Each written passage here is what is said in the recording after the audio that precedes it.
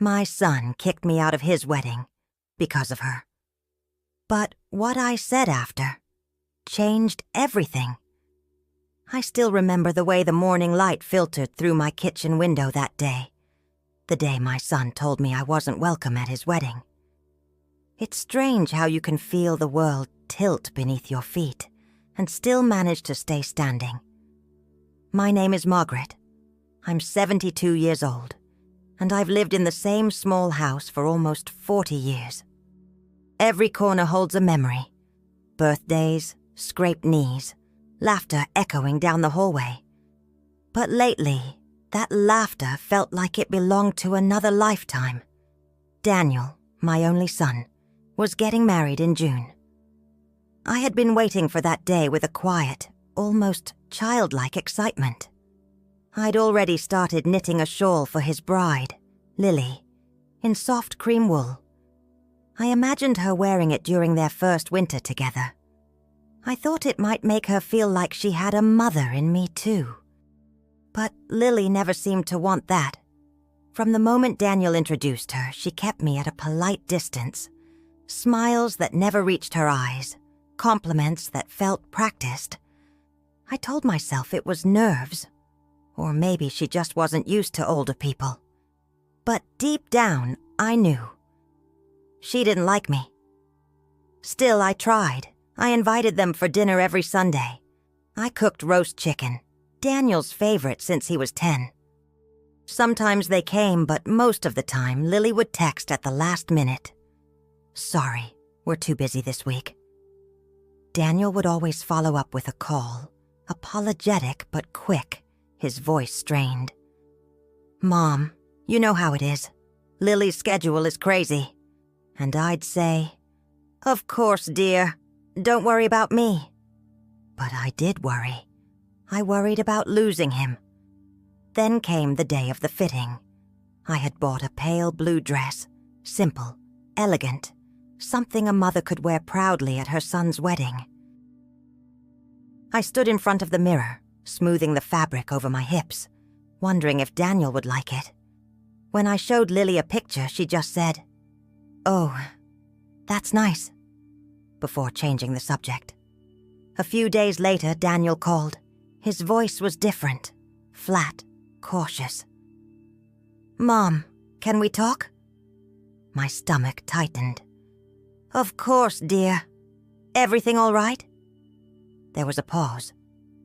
"Lily thinks it might be better if you didn't come to the wedding." I actually laughed at first, thinking it was some kind of sick joke.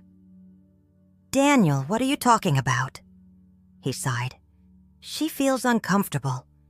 You and her haven't exactly gotten along, and she doesn't want any tension on the big day." "Daniel," I whispered, "I'm your mother." "I know," he said quickly. "And I love you, but this is her day too. I have to respect her feelings." For a moment, I couldn't breathe. I looked around my quiet kitchen, the smell of baked bread still in the air, and realized my own son was disinviting me from his wedding because his fiancée didn't like me. "Are you serious?" I asked softly. There was silence on the line. Then, "I'm sorry, Mom. It's for the best." The phone slipped from my hand. I don't remember how long I sat there staring at the wall, long enough for the shadows to move across the floor. I thought of all the nights I stayed up when he had the flu, all the birthdays I planned alone after his father left, all the times I told him, "One day, you'll make someone very happy." Apparently, that someone wasn't me. In the days that followed, I tried to make sense of it. My friends called it cruel. My sister called it unforgivable. But I just felt numb. I didn't want revenge or pity. I just wanted my son back. The week before the wedding, I received a small white envelope in the mail. Inside was a formal invitation, handwritten in Lily's elegant cursive. At first, I thought maybe Daniel had changed his mind, but when I looked closer, I saw the note at the bottom. We thought it would be best if you joined us only for the church ceremony. The reception will be family only. Family only. I wasn't even considered family anymore. That night I sat on the porch with a cup of tea, watching the moonlight glint on the roses I'd planted with Daniel when he was 12. He used to chase fireflies there, laughing, calling me to see how many he'd caught. And now he was marrying someone who couldn't stand the woman who raised him. But even through the heartbreak, something inside me refused to break completely. I decided I would still go, to the ceremony at least. Not for Lily, not even for Daniel, but for myself, because I had earned the right to witness my son's vows, no matter what anyone said. So I ironed my blue dress. I packed tissues in my purse. And on the morning of the wedding, I took the bus to St. Matthew's Church, my heart pounding with every mile. When I arrived, the ushers looked confused. "Name, please?" one asked. "Margaret Ellis," I said softly. "I'm the groom's mother." The young man shifted uncomfortably and said, "Right, Mrs. Ellis, could you wait here a moment?" I could see guests turning to look at me, whispers traveling down the pews. Then Lily appeared at the doorway in her gown, radiant and cold. She looked at me like I was something she'd stepped on. "Mrs. Ellis," she said, her voice sweet as poison. "You weren't supposed to come early." Daniel said. "I came to see my son get married," I interrupted, my voice trembling. She smiled thinly. "Well, you've seen it now. Please don't make a scene." The ushers hesitated, glancing between us. And then Daniel appeared behind her. He looked pale, nervous, beautiful in his tuxedo. And when his eyes met mine, something flickered there. Shame, maybe. "Mom," he began. I waited for him to say something, anything, to stand up for me. But instead he turned to Lily and said quietly, "Let's start the ceremony." And just like that, he walked away. I stood there as the church doors closed behind them, the sound echoing in my chest like a final goodbye. But as I turned to leave, an old man sitting near the aisle touched my arm and whispered, "You shouldn't go, dear. A mother's place is here." His words sank into me, deep and sharp. So I sat down quietly in the very last pew, hidden behind a pillar. No one noticed me, and from there I watched my son say his vows, promises of love and loyalty, while the tears I'd been holding back finally fell. But I didn't know then that before the day was over, I would say something that would change everything. The wedding ceremony went on as if I didn't exist. I sat in that cold pew, my hands clasped so tightly around my purse that my knuckles turned white. Lily's veil shimmered in the sunlight that filtered through the stained glass windows, painting the aisle with colors that felt too bright for what I was feeling inside. I watched my son smile as he slipped the ring onto her finger, his voice steady and proud. "I take you, Lily." He didn't falter. Not once did his eyes search the crowd for me. He looked like a man completely at peace. And maybe that was the part that hurt the most. When the priest pronounced them husband and wife, applause filled the church. I didn't clap. My heart was too heavy. I stayed seated until the crowd began to move toward the exit. That's when I saw Lily whisper something into Daniel's ear. He turned slightly, just enough for our eyes to meet across the aisle. I smiled faintly, trying to look proud, but he looked away. As people began to gather outside for photos, I stood up slowly, smoothing the wrinkles from my dress. I was ready to leave quietly, unseen, but fate has a cruel sense of timing. "Margaret," a familiar voice called. It was Ellen, one of my old neighbors who'd known Daniel since he was in diapers. "Oh, there you are. Come, let's take a photo together with the bride and groom." Lily heard her. I saw the flash of annoyance cross her face as she gripped Daniel's arm. "She wasn't invited to the photos," she hissed. The photographer hesitated, his camera poised. The guests sensed the tension. Some shifted uncomfortably, others whispered. Daniel's jaw tightened. "Mom, maybe—" I took a breath. "It's all right," I said softly, forcing a smile. "I'll just head home." But Ellen frowned. "Nonsense! You're his mother. What kind of wedding doesn't have a picture with the groom's mother?" That's when Lily snapped. Her voice was low but sharp enough to cut through the chatter. "This kind of wedding, apparently." The air went still. I felt every eye turned toward me. I could have walked away. I could have let it go. But something inside me cracked. The years of quiet sacrifices, of swallowing my pride for the sake of peace. So instead I said gently, "I only came to wish you both happiness, Lily. Nothing more." Her lips curved into a brittle smile. "Then consider it done. You've seen the ceremony. Now please leave before we start the reception. We'd like to celebrate with family." That word again. Family. I turned to Daniel, waiting, praying he'd say something. Anything. He avoided my gaze. My voice trembled as I whispered, "Daniel, are you really going to let her speak to me like that? After everything?" He shifted uncomfortably. "Mom, please, don't make this harder than it already is." "Harder for who?" I asked, my tone barely audible. "For you? Or for her?" He looked at me then, eyes full of conflict. But before he could answer, Lily's hand tightened around his arm. "Let's go," she said briskly, pulling him toward the car. I stood there, watching them walk away, my heart breaking with every step. I heard murmurs around me. Sympathy, disapproval, pity. None of it mattered. I just wanted to disappear. As I turned toward the church gates, I saw a small girl tug at her mother's dress nearby. She couldn't have been more than 6. "Mommy, why is the grandma crying?" she asked innocently. Her mother hushed her and led her away.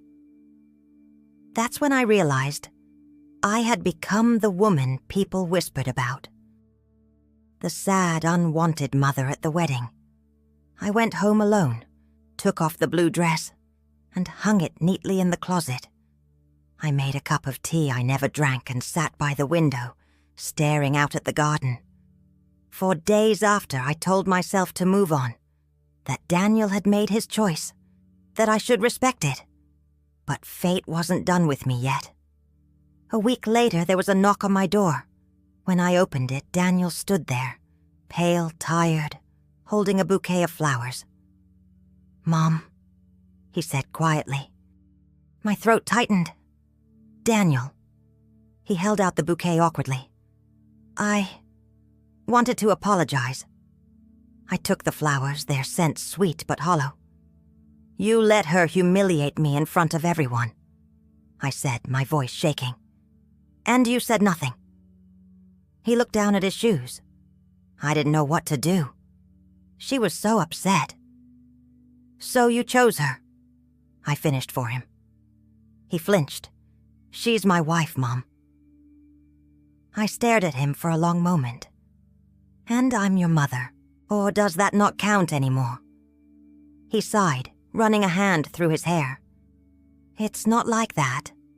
Lily just feels like you never accepted her." "Accepted her?" I let out a dry laugh. "I knitted her a shawl, Daniel. I tried to invite her to dinner. She never even looked me in the eye." He looked lost, like a boy again. "She thinks you look down on her." I frowned. "Because I asked what she does for a living. Because I offered to help with the wedding planning.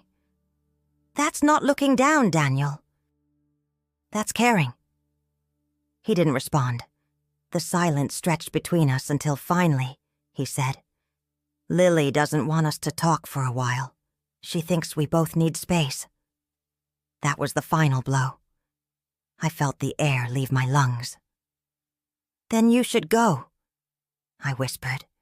"Go and give her all the space she wants." He hesitated, his eyes glassy. "I love you, Mom." "Do you?"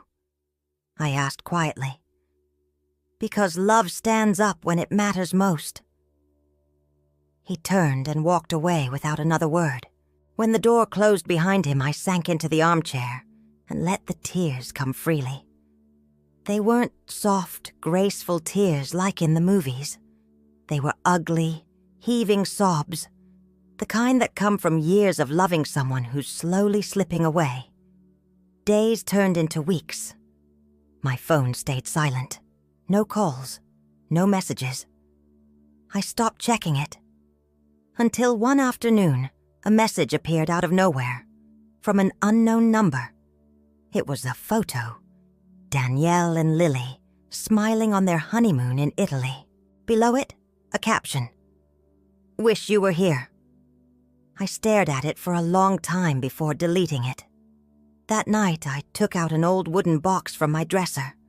Inside were memories. Daniel's baby shoes, his drawings, a lock of his hair from his first haircut. I ran my fingers over them, my chest tightening. And then, as if destiny were listening, the phone rang again. But this time, it wasn't Daniel. It was someone else. Someone who would tell me something that would shatter everything I thought I knew about my son's perfect marriage. It was late afternoon when the phone rang again, the sun casting long shadows across my living room. I almost didn't answer. It had been weeks since Daniel's last visit, and I'd learned to live with the silence. But something in me, a small stubborn spark, made me pick up the receiver. "Hello," I said softly. There was a pause, then a hesitant voice. "Mrs. Ellis? This is Sophie." "I'm Lily's cousin." For a moment, I couldn't place the name. Then I remembered. A polite young woman I'd met briefly at the ceremony.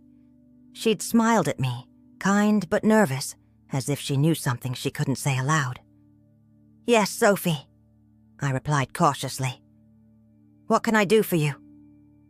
She exhaled shakily. "I shouldn't be calling, but I think you deserve to know what's happening." My stomach tightened. "What do you mean?" "It's about Daniel," she said quietly. "And Lily." I gripped the phone tighter. "Is he all right?" Sophie hesitated. "Physically, yes, but things aren't as perfect as they look on social media." I said nothing, just listened as she continued. "Lily's been telling people terrible things about you, Mrs. Ellis. She said you tried to ruin the wedding, that you embarrassed Daniel in front of the guests." My mouth went dry. "That's not true." "I know," Sophie said quickly. "That's why I'm calling. She's controlling, manipulative. Daniel's been miserable. I think he's afraid to stand up to her." I sank into my chair, heart pounding. "Afraid?" "She doesn't let him see his friends, and she's made him block your number. She checks his phone constantly. I overheard them arguing last night. He wanted to visit you, but she said if he did, she'd leave him." A cold wave of realization washed over me. So that's why the silence had stretched for so long. It wasn't neglect. It was control. I pressed a hand to my chest. "My poor boy." Sophie's voice trembled. "He's not the same, Mrs. Ellis. He looks hollow. I'm telling you this because he needs you. He won't ask for help, but I can tell he's breaking inside." When I hung up, I sat there for a long time staring at the floor. The anger came slowly, creeping in like a storm rolling over calm water. Not the sharp, bitter anger of a wounded mother, but something deeper, steadier. I'd stayed silent long enough. The next morning I got dressed carefully. Cream blouse, navy skirt, the same blue shawl I'd worn to the wedding. I didn't know exactly what I was going to say, but I knew I had to see my son. When I arrived at their house, the curtains were drawn, even though it was nearly noon. I knocked on the door. No answer. I knocked again. Finally, I heard a muffled voice. "Who is it?" "It's me, Daniel," I said. "Your mother." There was a pause, then the door opened slightly. Daniel stood there, pale and tired, dark circles under his eyes. "Mom," he whispered, glancing over his shoulder nervously. "You shouldn't be here." "I had to see you," I said firmly. "Please, just for a few minutes." He hesitated, then stepped aside. The house was beautiful but cold. White furniture, sterile perfection. Not a photo of family in sight. It didn't feel lived in. It felt curated. "Daniel," I began, my voice trembling. "Sophie called me." He stiffened. "She had no right. She told me what's been happening." He looked down. "It's complicated." "No," I said gently but firmly. "It's not. You're my son, and you're living like a prisoner." He flinched. "Mom, don't say that. You don't understand, Lily. I understand manipulation when I see it." Before he could reply, a voice cut through the air like ice. "What's going on here?" Lily appeared in the doorway, her arms crossed, her expression a mask of cold fury. She was still beautiful, too beautiful, but her eyes had that gleam of someone used to control. "I asked you not to let her in," she said to Daniel. "She's my mother," he murmured. "Your mother has caused nothing but problems," Lily snapped.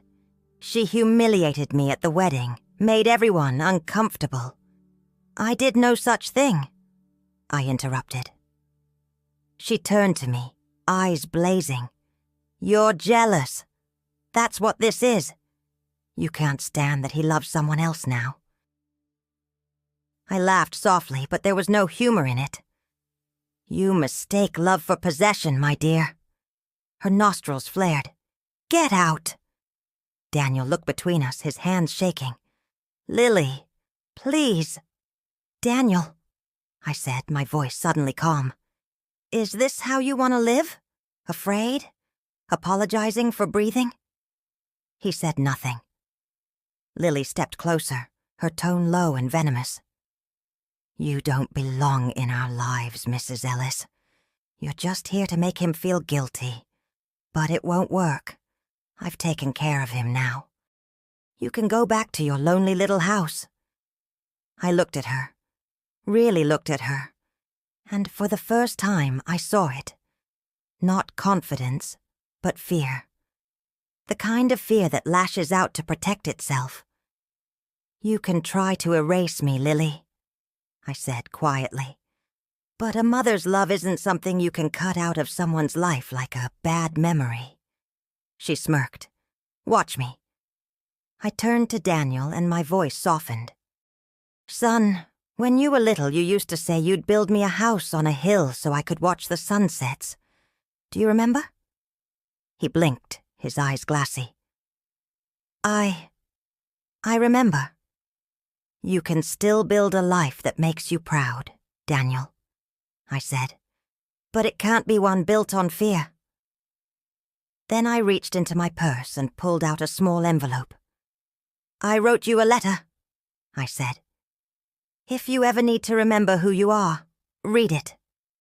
Lily scoffed. "Drama. Always the victim." I looked her dead in the eye. "No, dear. Just a mother who's done being silent." I walked out without another word. For days I didn't hear from Daniel. I assumed that was the end, that I'd lost him for good. Until one evening, just as the first stars appeared in the sky, there was a knock on my door. When I opened it, Daniel was standing there, holding the envelope I had given him. His eyes were red, but for the first time in months, he looked alive. "Mom," he said, his voice breaking. "I read your letter." I swallowed hard. "And?" "She left," he whispered. After I confronted her, she screamed, threw things, said she'd ruin me. But she's gone. He stepped forward and hugged me, tighter than he had since he was a boy. "I'm so sorry, Mom, for everything." I held him close, feeling the weight of all those lost weeks melt away. "You came back, Daniel. That's what matters." He pulled back slightly, tears on his cheeks. "I don't know who I am without her." I cupped his face gently. "Then it's time to remember who you were before her." We stood there for a long time, mother and son, the night wrapping around us like forgiveness itself. But what neither of us knew was that Lily wasn't finished, because 2 weeks later she would show up again. This time not as a bride, but as someone desperate and dangerous. And the words I would say to her then would change everything. It was a Sunday morning when she came back. The air outside was heavy with the scent of rain-soaked earth, and I was sitting by the window, knitting a soft blanket I'd started years ago for no one in particular. The rhythm of the needles always calmed me, until the sharp knock at the door broke through the quiet. I knew before I opened it. Lily stood on the porch, drenched from the rain, her mascara smudged, her once perfect hair sticking to her face. But it wasn't her disheveled appearance that startled me. It was her eyes. They were wild, desperate, the eyes of someone whose world had just collapsed. "Mrs. Ellis," she said, her voice trembling. I didn't speak. I just stepped aside. She hesitated before coming in, dripping water onto the floor. "Daniel's not here," I said finally. "I know," she replied, wrapping her arms around herself. "He won't answer my calls. I needed to talk to someone." I watched her for a moment, torn between anger and pity. This was the woman who'd humiliated me, torn my son away, and now stood before me like a lost child. "Sit," I said simply. She sat on the edge of the sofa, shaking slightly. "I didn't mean for things to go this far," she whispered. "I just wanted him to love me." I sighed, setting my knitting aside. "Love doesn't grow in control, Lily. It grows in trust." She shook her head violently. "You don't understand. He was slipping away. Every time he looked at you, I saw how much you meant to him. I couldn't compete with that." I felt a pang in my chest, not of triumph, but of sadness. You were never supposed to compete. A mother's love and a wife's love are not enemies. They're supposed to coexist. Tears filled her eyes. "I thought if I made him choose, he'd pick me. But when he left..." Her voice broke. "He looked relieved." I closed my eyes for a moment, the weight of her confession sinking in. "Sometimes," I said quietly, "losing control is the only way to truly find love." She buried her face in her hands, sobbing softly. "I destroyed everything." I reached for a tissue and handed it to her. "No," I said gently. "You just forgot that love isn't ownership. It's grace." For a long time she cried, and I let her. There was nothing else to do. When she finally looked up, her voice was small. "Do you think he'll ever forgive me?" I hesitated. Forgiveness is his to give, but peace, that's yours to find. If you really love him, Lily, Let him go. Let him breathe. She nodded slowly, tears streaming down her cheeks. Then she stood up, smoothing her wet hair with shaking hands. "You're a better woman than I thought," she murmured. "I don't deserve your kindness." I gave a sad smile. None of us ever truly deserve it. That's what makes it powerful. She left quietly. I watched her walk down the path, the rain easing into a drizzle, her white coat clinging to her like a ghost of the bride she'd once been. That night, Daniel came over. He looked better, still fragile, but lighter somehow. He'd started working again, spending time with friends he hadn't seen in years. He even smiled when he walked in. "Mom," he said, holding up a bag. "I brought dinner. Your favorite, chicken pot pie." I laughed softly. "You remembered." We ate together at the small kitchen table just like we used to.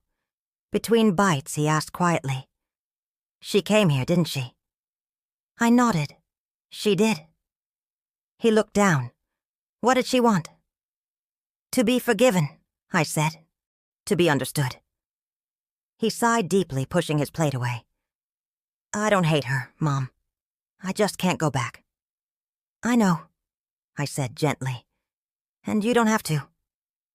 He was quiet for a while before saying, "I don't think I've told you this enough, but thank you. For everything. For not giving up on me." Tears filled my eyes before I could stop them. I could never give up on you, Daniel. You were my reason to keep breathing, even when it hurt. He reached across the table, taking my hand. His grip was firm, warm. "I don't think I've ever felt peace like this before," he said softly. And in that moment I realized that forgiveness isn't always about words. It's about the space you create for love to return on its own terms. Weeks passed. The house began to feel alive again. Daniel came by every weekend, sometimes bringing groceries, sometimes just himself. He laughed more. He called every evening, even if only for a minute. Then one afternoon, I found a letter in my mailbox. No name, just a simple envelope. Inside a single line, written in delicate handwriting. "Thank you for teaching me what love really means. Elle." I stood there for a long moment, the wind tugging at my hair, tears stinging my eyes. I didn't know where Lily had gone, and I didn't need to. She had finally learned what I'd spent a lifetime trying to teach my son. Love without control, without fear, without conditions. That night, as the sun dipped below the horizon, Daniel and I sat together on the porch. The same porch where he'd once chased fireflies, as a boy. He handed me a cup of tea and smiled. "Do you ever regret anything, Mom?" he asked. I thought for a long moment before answering. Only the times I stayed silent when I should have spoken. But even silence teaches us who we are. He nodded slowly. "I'm proud of you." I laughed softly. "You've got that backwards, dear. I'm the one who's proud." The sky turned gold, then pink, then deep blue. I leaned back in my chair, listening to the crickets begin their nightly song. Life had hurt me, yes, but it had also healed me in ways I never expected. I had lost a son to love and gained him back through truth. I had been silenced, humiliated, and forgotten. But I had found my voice again, and that voice, quiet but steady, whispered the words I wished someone had told me long ago. You can't be erased from the heart you built. I smiled at Daniel, his face soft in the fading light. Because in the end, love doesn't always look like a wedding or a picture-perfect family. Sometimes it's just two people, mother and son, sharing a quiet evening, knowing that after all the storms, they finally made it home. The end.